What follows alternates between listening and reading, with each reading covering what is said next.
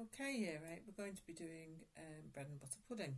So for this, you're going to need a loaf of bread, or 6 slices, some sugar, brown, caster, it's up to you what sugar you've got in the store cupboard, 2 eggs, preferably free range, some dried fruit of your choice, some milk and some butter. Okay, the equipment you're going to need, you need an oven-proof dish because you're going to bake this in the oven, a sharp knife, obviously a measuring jug because I've got the milk in that. First thing I'm going to do is I'm going to butter the bread. Now you don't have to use pure white bread, you could use a fruit loaf, you could use brioche, you could use croissants, any form of bread, anything that's just coming to the end of its shelf life maybe, getting a little bit stale, would be perfect for you to use. Okay, it's a great way of using up bread that's left over. Okay, first thing you're going to do is spread the butter on the bread. Now, my butter, as you can see, is quite hard. Okay, and it's tearing the bread. So, if you have a problem like this, the best thing to do is, if you've got a microwave, is to pop it in the microwave for about 10 seconds, no longer. Okay, which I've done. And now I'm going to start, as you can see, it's a lot easier to spread. Okay, I'm going to try and cover all of the bread and both sides of the bread with the butter. All right, we're going to cut these slices into either squares or triangles. It's entirely up to you.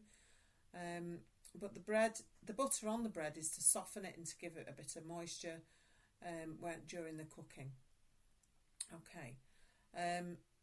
Like I said to you before, the bread is entirely up to you what sort you use. Okay, and you'll get lots of different results with it. Similarly, the dried fruit that you use, I've just got mixed dried fruit that's left over from when I made my Christmas cakes at Christmas.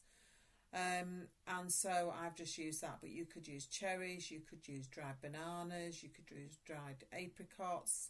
It's entirely up to you what choices you've got.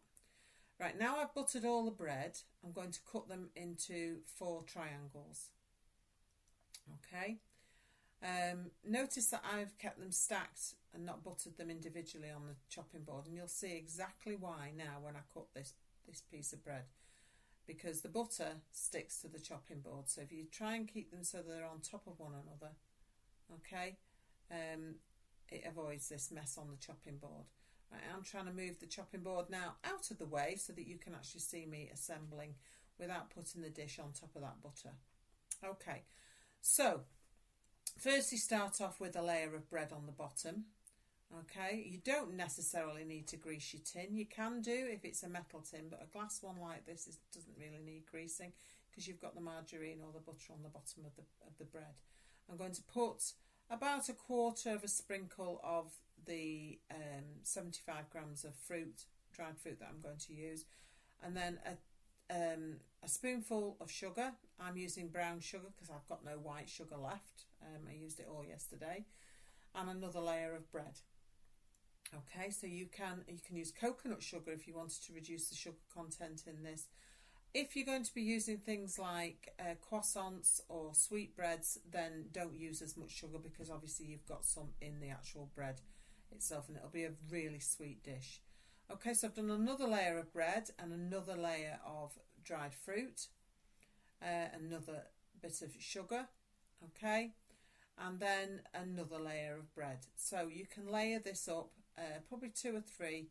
6 slices of bread will do a family of 4 for a pudding, so you can cut this into quarters. If you've got a bigger family, then obviously use a few more. Right, I'm going to put the rest of the fruit on because I don't want to finish off with fruit on the top because that burns in the oven. Okay, another sprinkle of sugar, and then finish off with a layer of bread. Now I actually I buttered 6 layers, 6 slices of bread. I didn't have enough, so I buttered a further one. So covered it all over now completely. Right, the next thing I'm going to do is I'm going to add the eggs into the milk. Okay, now you can do this one of many ways. You can crack the egg with the back of a knife, put your thumbs together and pull apart so the egg plops into the measuring jug. or you can crack it on the side of the measuring jug. But if you're going to do this, please make sure you have hold of the handle when you do that, because you can crack it and the measuring jug shoots out from underneath you and you make a right mess. Okay, I'll put the eggs into the milk, and what I'm going to now do is beat it with a fork. I just want to combine the eggs and the milk together so that you can't see the difference between the two. Alright, so it's completely combined. Now some recipes say to add the sugar to the milk, or the rest of the sugar. I don't do that, partly because it gets stuck at the bottom of the measuring jug. Alright, so I'm just going to sprinkle a little bit of sugar on the top again. This will give it a nice golden brown caramelised effect, because as sugar heats up, it caramelises and goes brown, and because I've used brown sugar, it'll give a really good finish to my bread and butter pudding. So I'm going to pour over the egg and milk mixture now completely, so that all the top layer is covered, and it will soak into the bread on the lower layer. This will, in the oven, make a custard. So this goes in the oven 180 for about 20 minutes, and the custard will be solid when you get it out. Okay, so this is now my finished bread and butter pudding.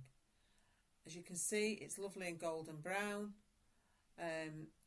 nice and crispy on the top, and then you'll have that lovely custard soft bread underneath.